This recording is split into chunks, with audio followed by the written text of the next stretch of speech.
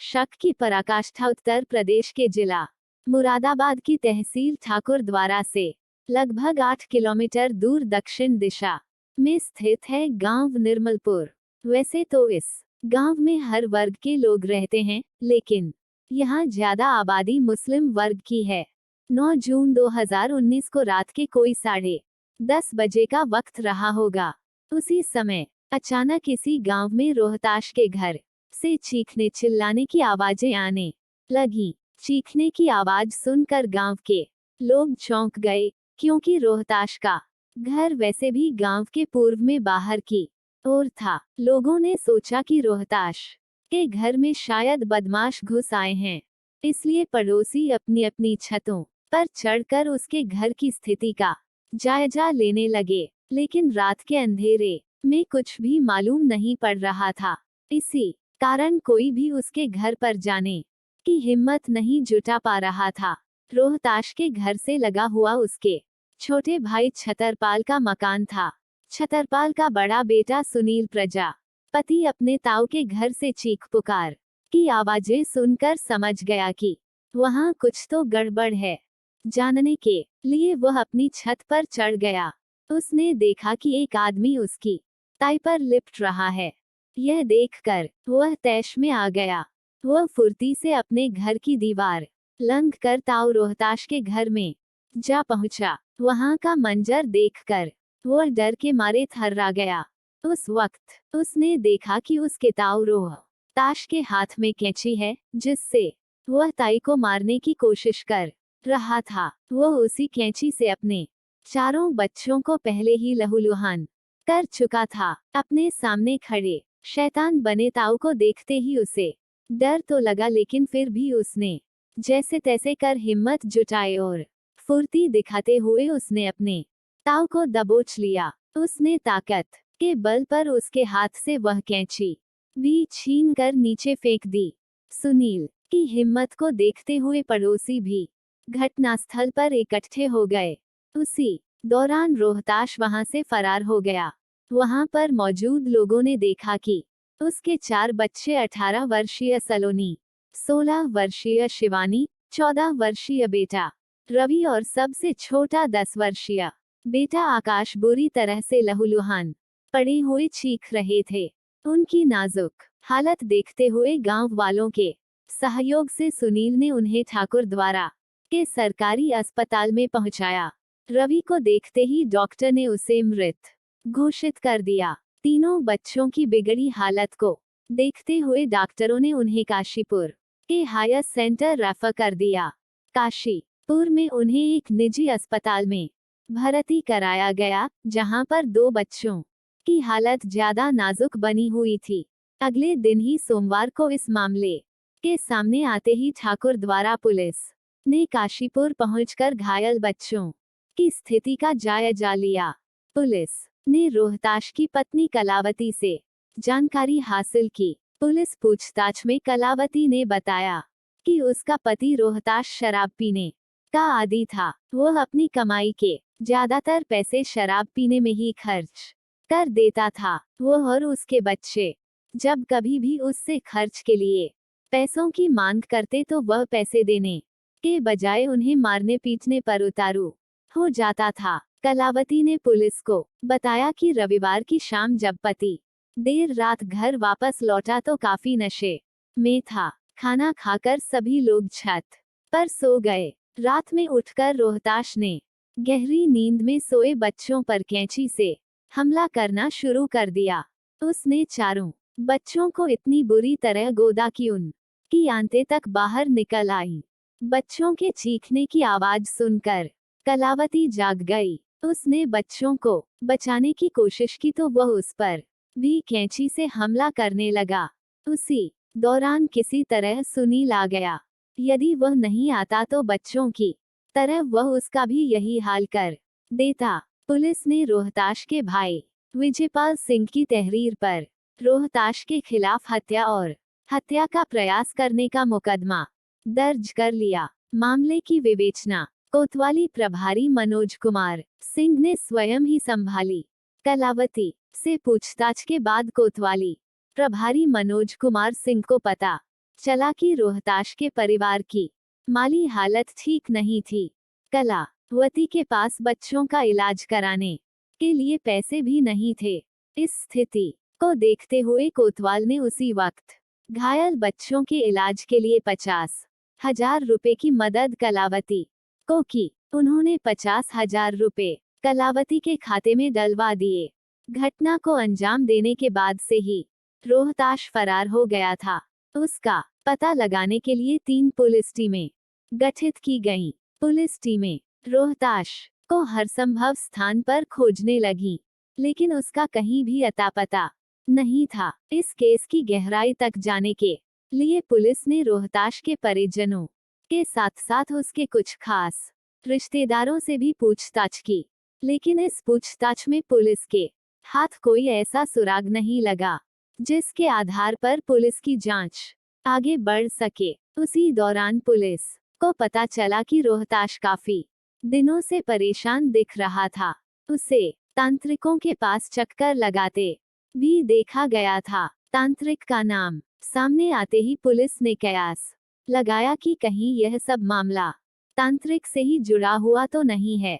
Police ने उसकी बीवी कलावती से इस बारे में पूछताछ की तो उसने बताया कि उसे किसी के द्वारा जानकारी तो मिली थी कि वह आजकल किसी तांत्रिक के पास जाता है। क्यों जाता था यह पता नहीं। गांव के कुछ लोगों ने पुलिस को बताया कि रोहताश अक्सर किसी खजाने के मिलने वाली बात कहा करता था। उसने गांव के कई लोगों के सामने कहा था कि उसे बहुत जल्दी खजाना मिलने वाला है। उस खजाने के मिलते ही उसकी सारी गरीबी खत्म हो जाएगी। लेकिन उसने कभी भी इस बात का जिक्र नहीं किया था कि उसे खजाना किस तरह से मिलने वाला है। तांत्रिक की बात सामने आते ही पुलिस के सामने थाना डिलारी की घटना सामने आ गई। अब से लगभग 15 साल पहले थाना डिलारी के गांव कुरी में तांत्रिक के कहने पर एक आदमी ने अपने परिवार के 5 सदस्यों को गड़ा खजाना पाने की लालसा में इसी तरह से मौत की नींद सुला दिया था। अब पुलिस टीम उस तांत्रिक को खोजने लगी जिसके पास रोहताश जाता था, पर काफी प्रयास करने के बाद भी तांत्रिक का पता नहीं चला। इसके साथ पुलिस ने आरोपी रोहताश की तलाश में आसपास के गांवों में छापे मारे, लेकिन कहीं भी उसके बारे में जानकारी नहीं मिली। इसके बाद पुलिस ने उसकी गिरफ्तारी के लिए उसके फोटो लगे पोस्टर छपवाकर अलग अलग गांव और जिले के कई थानों में लगवा दिए थे, जिसमें इनाम की भी घोषणा की थी। पुलिस की टीमें अपने काम में जुटी थीं। उधर अस्पताल में भर्ती रोहताश के दूसरे बेटे आकाश ने भी दम तोड़ दिया। इस सूचना से सारे गांव में मातम सा छा गया। कलावती पर तो जैसे पहाड़ ही टूट पड़ा था। उसके 4 बच्चों में 2 लड़के थे जिनकी इलाज के दौरान मौत हो गई थी, जबकि एक बेटी की हालत अभी भी नाजुक बनी हुई थी।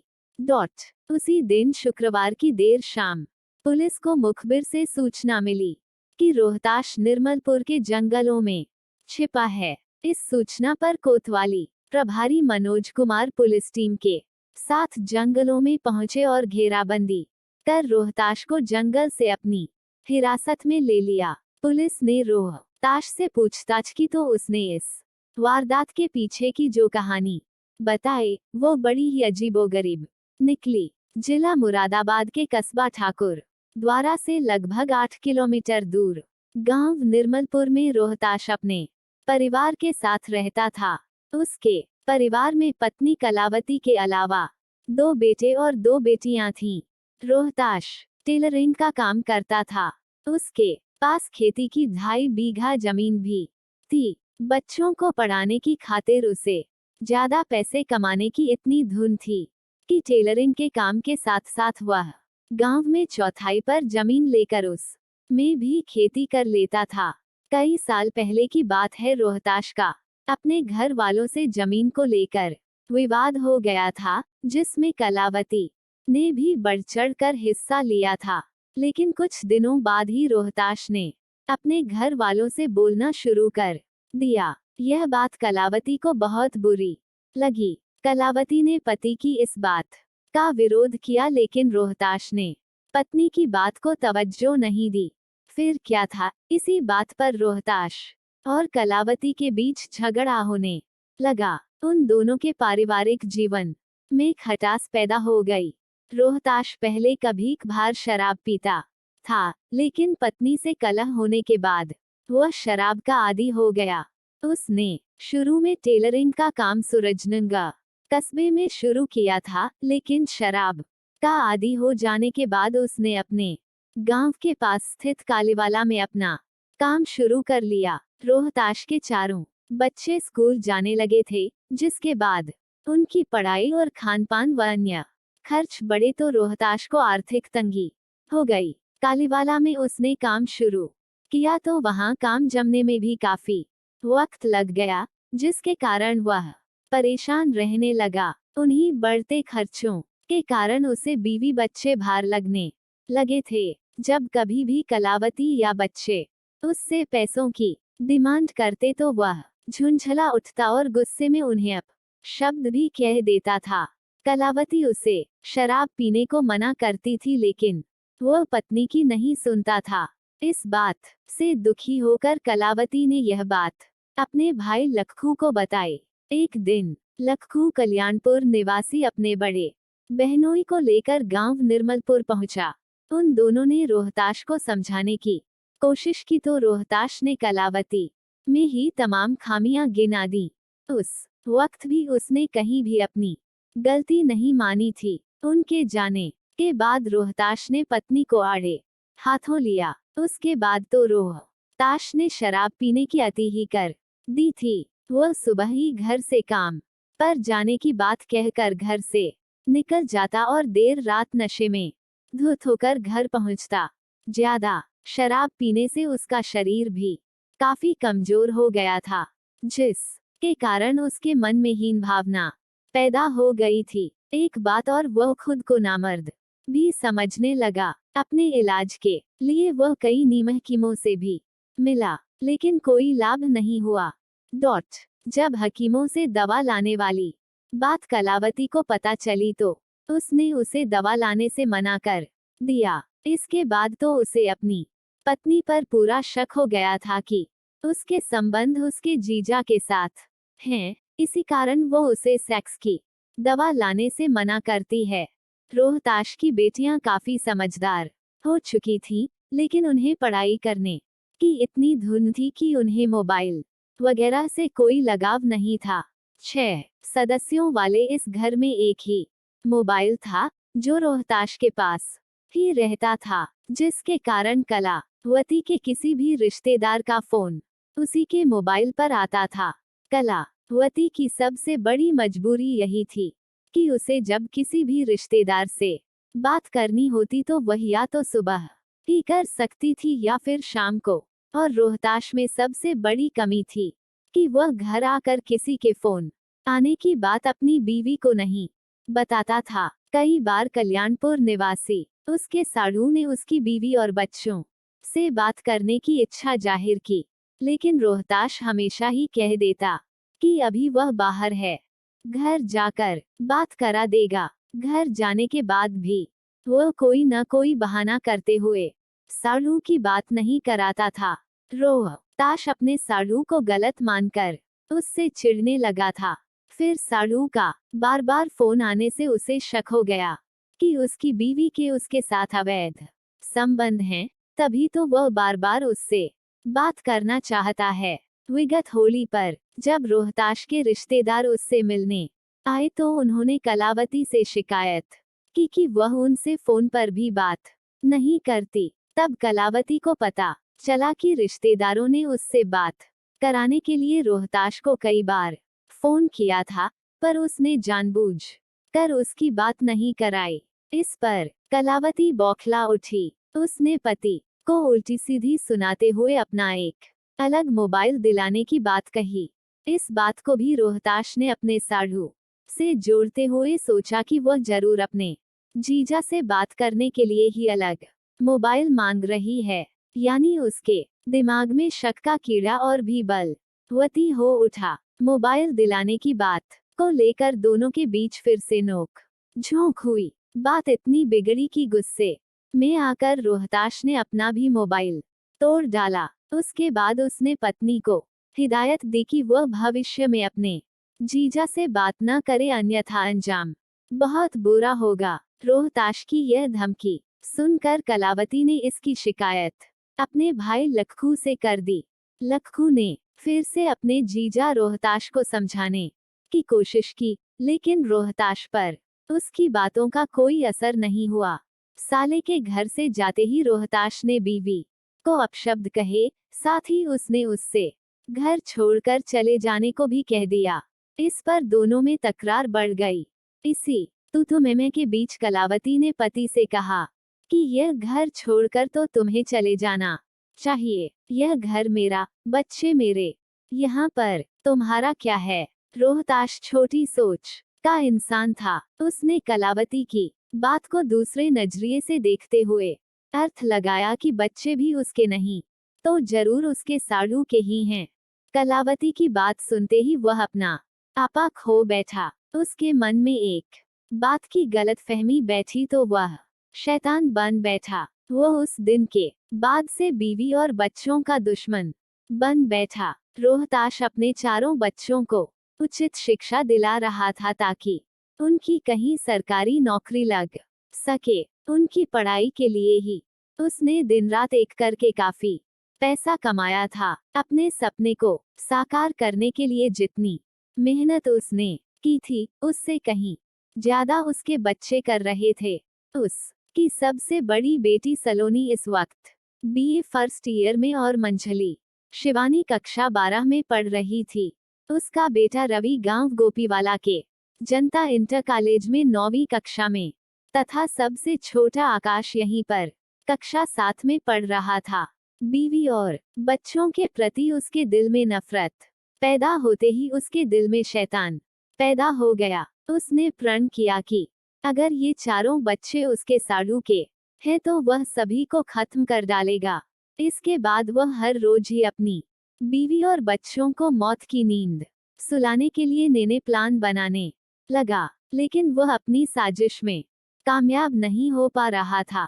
इस दर्दनाक हादसे को अंजाम देने से 2 दिन पहले रोहताश उस रोज दुकान पर जाने के लिए घर से निकलता, लेकिन इसी उधेड़बुन में लगा रहा कि बीवी और बच्चों को किस तरह से मौत की नींद सुलाया जाए। वह दुकान जाने के बजाय दारू पीने के लिए इधर उधर ही भटकता रहा। 16 जून 2019 को शाम को वह जिस वक्त अपने घर पहुंचा तो उसने कुछ ज्यादा ही शराब पी रखी थी। इसके बावजूद भी उसकी बीवी ने उसे खाना खिलाया। वह खाना खाकर छत पर जाकर सो गया। इसके बाद कलावती ने अपने बच्चों को खाना खिलाया और घर का काम धंधा निपटा कर वह भी छत पर सोने के लिए चली गई थी। उसके 3 बच्चे छत पर सोए थे, जबकि बड़ी बेटी शिवानी उस रात नीचे घर में ही सो गई थी। रात के 10 बजते बजते सभी सो चुके थे, लेकिन उस रात रोहताश की आंखों में खून बरस रहा था। वह काफी समय से सभी के सोने का इंतजार कर रहा था। उस रात उसने घर आते ही सबसे पहले अपनी बड़ी कैंची का नट बोल्ट खोलकर 2 भागों में कर ली। उसका एक हिस्सा चाकू की तरह हो गया था।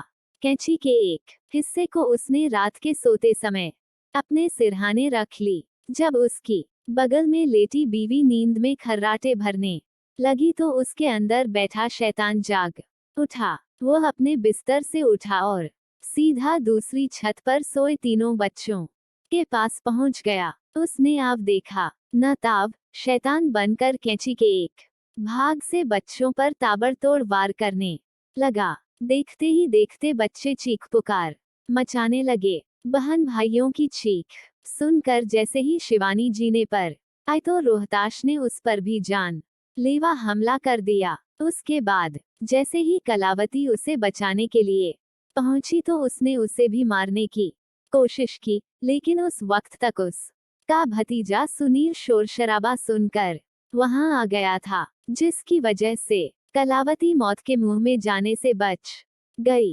रोहताश का पूरे परिवार को खत्म करने का इरादा था। पुलिस ने कैंची का वह भाग भी बरामद कर लिया जिससे उसने बच्चों पर हमला किया था। रोहताश से पूछताछ के बाद पुलिस ने उसे मुरादाबाद की कोर्ट में पेश कर उसे जेल भेज दिया।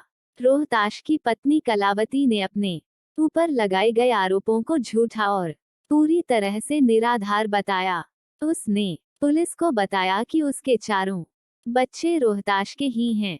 कलावती ने पुलिस को बताया कि अगर उसे मेरे चरित्र पर शक था तो मुझे ही मारना चाहिए था, मैं तो उसके पास ही सो रही थी। गांव में इस मामले को लेकर चर्चा थी कि रोहताश ने गड़ा खजाना पाने के लिए ही किसी तांत्रिक के कहने पर यह कांड किया। अच्छा लगा हो तो लाइक और सब्सक्राइब जरूर करें हमारे चैनल कहानियाँ R1 को इसी तरह क्राइम स्टोरी पढ़ने और सुनने के लिए थैंक यू। धन्यवाद।